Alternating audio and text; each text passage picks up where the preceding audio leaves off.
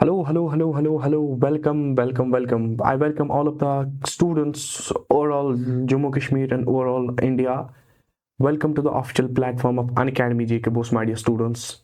And this is your Ikhlaq sir. This is your Ikhlaq. We are taking up the biology portion.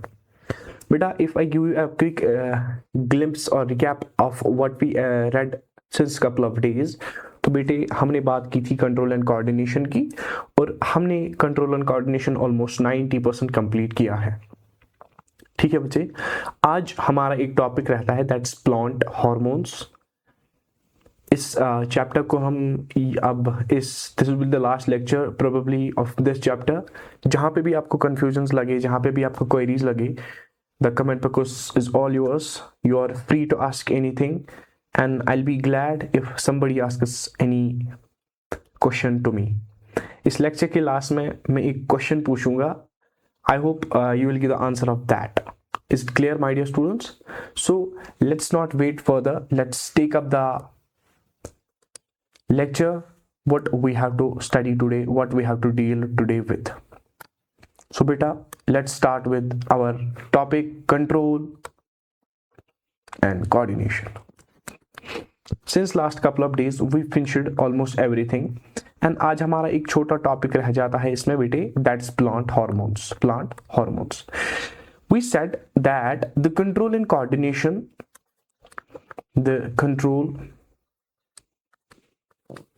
and coordination in organisms is brought by two systems. पहला बेटा, it was the nervous system.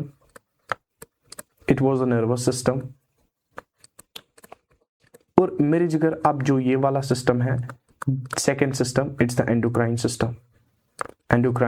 System. Having said everything about the nervous system, बेटे हमने इसको बहुत अच्छे से अंजाम दिया. ह्यूमंस के बारे में बात की, नर्वस सिस्टम के बारे में बात की, कुछ डिसऑर्डर्स के बारे में बात की और एंडोक्राइन सिस्टम के बारे में भी बात की, ग्लैंड्स के बारे में भी बात की.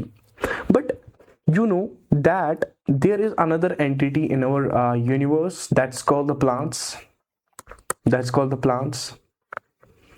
क्या इनमें भी कोई एंडोक्राइन सिस्टम होगा? क्या इनमें कोई वेल डेवलप्ड ग्लैंड्स होंगे या सर इनमें कुछ अलग मैकेनिज्म होगा? तो बेटा plants also possess hormones. Plants में भी बेटे हॉर्मोन्स होते हैं जो कंट्रोल एंड कोऑर्डिनेशन में मदद करते हैं. एंड द प्लांट हॉर्मोन्स मेरे बेटे, these are known as phytohormones. इनका काम क्या है? मैक्सिमम अगर बात करेंगे, the phytohormones these play role in increasing the growth of the plant. अगर एक प्लांट की ग्रोथ, फॉर एग्जांपल यहाँ पे छोटा प्लांट है, maximum of the hormones what do they do that, हमने इन फाइटो हॉर्मोन्स को यूज करके एक प्लांट की ग्रोथ या खुद से प्लांट ने अपनी ग्रोथ की. So means we can see that in plants, my dear students, the phytohormones play an important role in elongation, in cell division, in increasing the size of the plant. I hope यहाँ तक आपको बातें clear है. ठीक है बच्चे. Moving ahead, these hormones are classified majorly into two types. ये रहा आपके सामने ग्राफ जिसके बारे में हम बात करेंगे. That in plants we see there are two types of hormones. Most predominantly there are two types of hormones. One is that hormone which promotes the plant growth. जो एक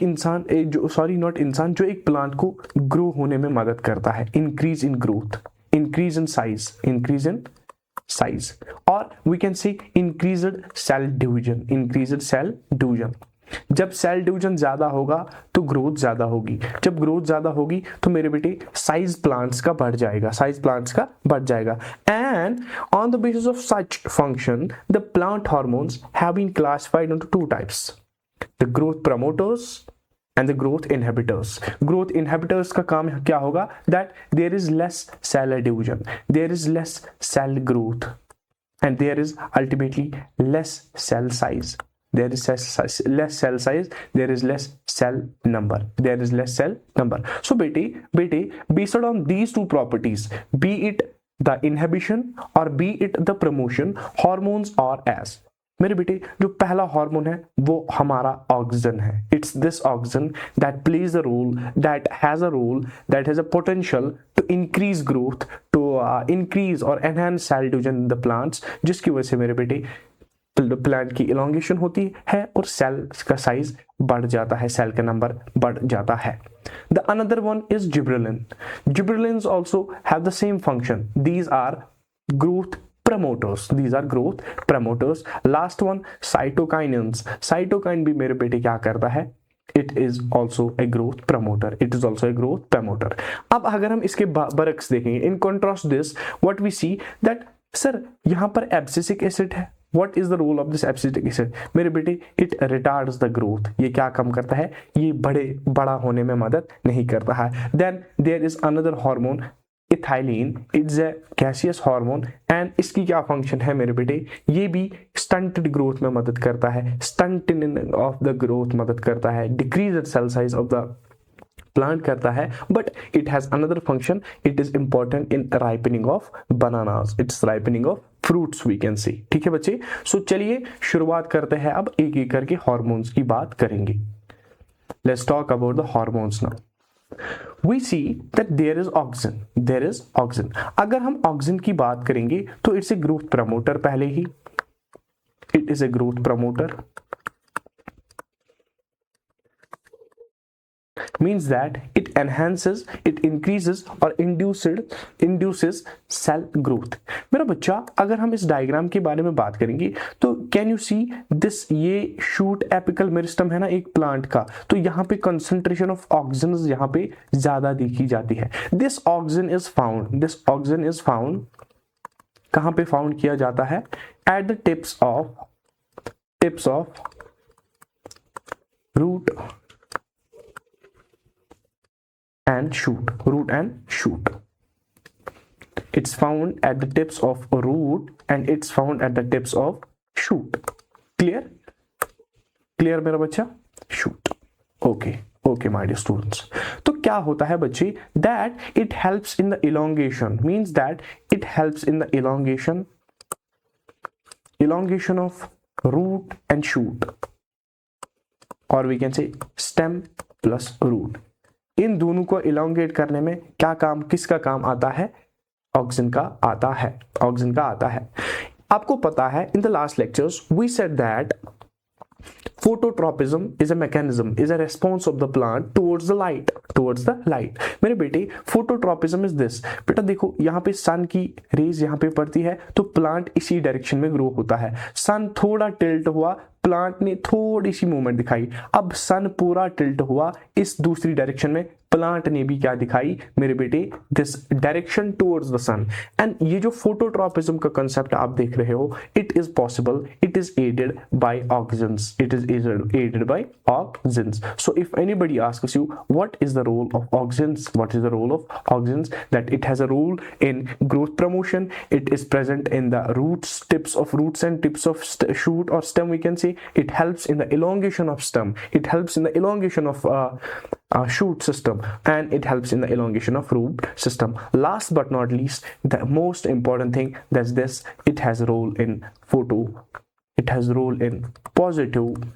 phototropism। मेरा बच्चा, this is all about the hormone auxin, and आपकी NCERT में इतना, इससे कम थोड़ा जिक्र किया है मैंने, थोड़ा एडिशनल बता दिया। Is it clear?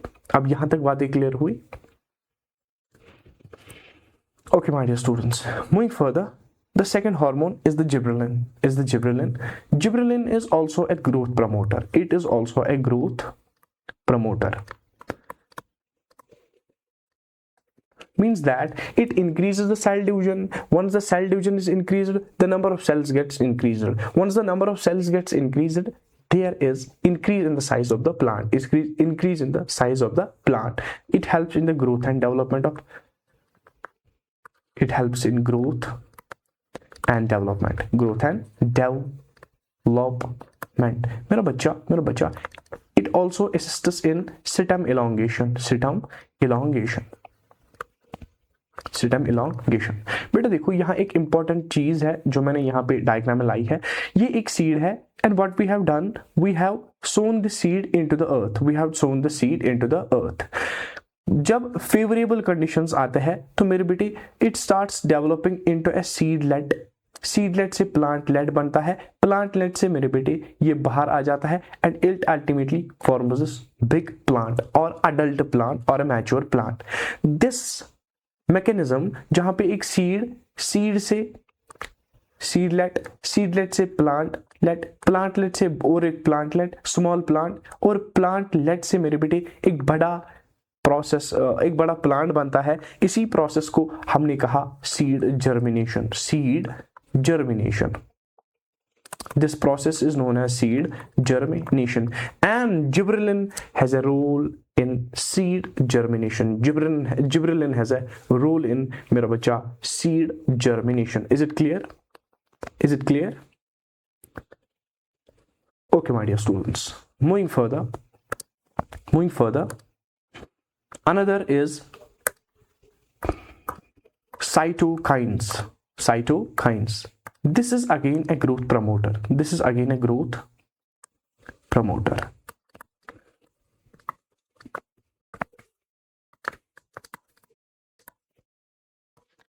Growth promoter अब आपको समझ आया that increased cell adhesion, increased cell number and increased size. This is the ये जर्नल फंडा है किन के लिए, मेरे बेटे ग्रोथ प्रमोटर्स के लिए। ये साइटोकाइन क्या करता है, it helps in cell division and differentiation, it helps in cell division and cell differentiation. किसकी बेटे, रूट्स एंड शूट्स की, रूट्स एंड शूट की या रूट्स एंड स्टेम की। जब मेरे बेटे सेल डिवीजन होती है तो क्या होता है, सेल साइज बढ़ जाता है, सेल नंबर बढ़ जाता है, प्लांट का जो साइज है ओवरऑल वो बढ़ जाता है, प्लांट का साइज बढ़ जाता है। अगर किसी एरिया में फॉर एग्जांपल कोई भी प्लांट का एरिया है, like this is any area in the plant, और इसमें इसकी कंसंट्रेशन ज्यादा हो गई, कंसंट्रेशन ऑफ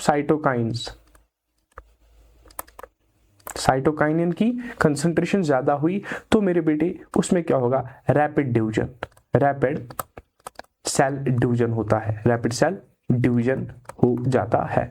और सेल डिवीजन की वजह से क्या होता है, increase in cell number means increase in cells and overall size of the organism. ये बेटे बात थी साइटोकाइंस की। ये जो 3 हार्मोन्स हमने कहे, ये 3 हार्मोन्स के बारे में हमने जिक्र किया, these were all growth promoters. अब हमारे पास एक गुंडा हार्मोन आता है, दिस एब्सिसिक एसिड मेरे बेटे it is known as, it is a growth inhibitor, means that ये ग्रोथ इनहिबिटर सेल डिवीजन नहीं होने देता, और इसकी वजह से क्या होता है, नो सेल साइज इंक्रीज। जब सेल साइज इंक्रीज नहीं हुआ तो प्लांट का कोई साइज इंक्रीज नहीं हुआ, प्लांट की लेंथ, प्लांट की हाइट नहीं बढ़ी, प्लांट की हाइट या प्लांट की लेंथ नहीं बढ़ी। ठीक है बेटे, क्या काम होता है, this abscisic acid it is also known as citrus hormone, इसको सिट्रस हार्मोन कहा जाता है, सिट्रस हार्मोन। Why मेरे बेटे, under unfavourable conditions, you know that plants, ये हमने एक प्लांट जमीन में लगाया और जब तक इसकी नेचुरल या एक्सीडेंटल डेथ ना हो, दिस प्लांट इज फिक्स्ड, ये मूव नहीं करेगा। This plant does not have the potential to move from one place to another. ऐसा नहीं कि इसको गर्मी लगी ये छाव में जाएगा, या इसको छाव लगी तो ये गर्मी में आएगा, नो, इट इज मेरे बेटे स्टैटिक, इट इज फिक्स्ड। इसको अभी एनवायरनमेंट झेलना है ना, तो this abscisic acid helps it to face the environmental conditions, making it resistant to cold, to hot or to extreme conditions. Therefore this hormone is known as citrus hormone. Generally जब cold conditions आते हैं, जब extreme climate आता है, तो मेरे बेटे ये क्या काम करता है, ये इस प्लांट को पोटेंशियल देता है, ये इस प्लांट को एड करता है to stand against that conditions, और in a long run plant का जो लाइफ है, प्लांट का जो सर्वाइवल है, इसमें एनहांस करता है, इसमें एनहांस करता है। ठीक है बच्चे, it regulates plant response, it regulates plant response. कब मेरे बेटे? स्ट्रेस हार्मोन क्यों कहा? जब अनफेवरेबल कंडीशंस होंगे। अनफेवरेबल कंडीशंस में क्या करता है? प्लांट रिस्पॉन्सेज रेगुलेट करता है। ठीक है बेटे, ठीक है बेटे, इज इट क्लियर? हमने आपको अभी कहा एक कॉन्सेप्ट के बारे में जिसका नाम मैंने बोला seed germination, seed germination means that जब हमने एक सीड को जमीन के नीचे रखा, कुछ टाइम के बाद ये स्मॉल सीडलेट, उस टाइम के बाद छोटा प्लांटलेट, और ultimately into a big plant पैदा हुआ, कन्वर्ट हुआ, and this is known as seed germination.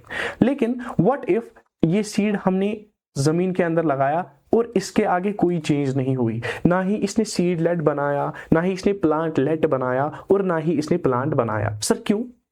Why is this reason? क्या ऐसा सारों के साथ होता है? नहीं बेटा, मैंने अभी कहा आपको when the conditions are unfavorable, when the conditions are unfavorable means that this plant, this seed is not changed into seedlet, this is not changed into plantlet, there is no conversion of the seed into seedlet, there is no conversion of the seedlet into plantlet, और जब plantlet नहीं बना तो plant नहीं बनेगा, plant नहीं बनेगा। मेरे बेटे, this whole process is known as seed dormancy, seed dormancy. इसको क्या कहते हैं? यहां से लेके यहां तक इस मेरे बेटे प्रोसेस को कहते हैं seed dormancy. Seed dormancy means that ये जो एब्सिसिक एसिड का काम है, एब्सिसिक एसिड का काम है, it promote seed dormancy. Seed dormancy क्या होती है? प्रमोट इसे। मींस दैट अगर ये प्लांट जर्मिनेट करेगा तो बाहर कंडीशंस अनफेवरेबल है, and you know that unfavourable conditions are not important, are not comfortable, are not feasible for sustenance of an organism, for living of an organism. ठीक है बेटे, ठीक है बेटे, this is all about the abscisic acid. Besides that wilting of the leaves कभी कभार मत आएगा, wilting of leaves is caused by this abscisic acid. Wilting of leaves is also caused by abscisic acid. इसके बाद एक छोटा hormone है, आपकी एनसीईआरटी बहुत कम जिक्र करती है उस बारे में, that's called as the ethylene. Ethylene मेरे बेटे,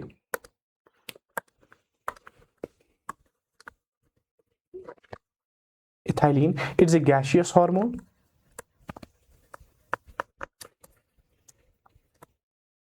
और मेरा बच्चा इसकी जो फंक्शन है ripening of fruits, ripening of fruits में मदद करता, एंड लीव्स, फ्रूट्स को राइपन होने में ये इथाइलिन मदद करता है। एंड मेरे बेटे, this is also a growth inhibitor. Besides that it is A gaseous hormone, it is A gaseous hormone. जो याद रखने वाली टर्म है वो यही दो है, that A gaseous hormone and ripening of fruits, ripening of fruits. मेरे बेटे, this is a bit of graph, I can say this tabulated form for all the hormones, किस क्या function है, you go each of them, and with this we completed our topic, our lecture, our chapter today. I hope we'll meet you tomorrow with a new chapter. I guess that will be the human reproduction, inshallah. आपको कहीं भी confusion हो, आपको कहीं भी query हो, आप मुझे बताइए इस बारे में, and this is the time to wind up. So I wish everybody good luck. किसी को कुछ कंफ्यूजन है बेटे तो मुझे बताओ।